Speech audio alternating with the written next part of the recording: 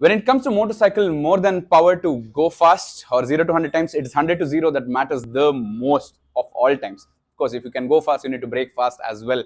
And of course, there are a lot of different manufacturers of brake pads that is available. But then you might be thinking, why not OEM? Well, OEMs ones are there to cut down costs most of the times, and there are different alloys and different materials in which these brake pads are made, commonly found in ceramic ones or even rubber ones, but there are HT sintered alloys which are made with only one thing in mind: utmost precision, utmost braking performance, especially from manufacturers like EBC who distribute their brake pads to the WSBK group as well. There are Brembos also available, but more than anything, EBC believes in making one single price for every single product that is there. Whether you buy for an R15 or a ZX10R, the pad still costs the same because they charge you for the metal that is there. This is by far the best initial bite that I've seen on a motorcycle braking pad, and by far the best that you can get. Get yours now from HTRZ Modz and enjoy pinnacle braking performance in your hands.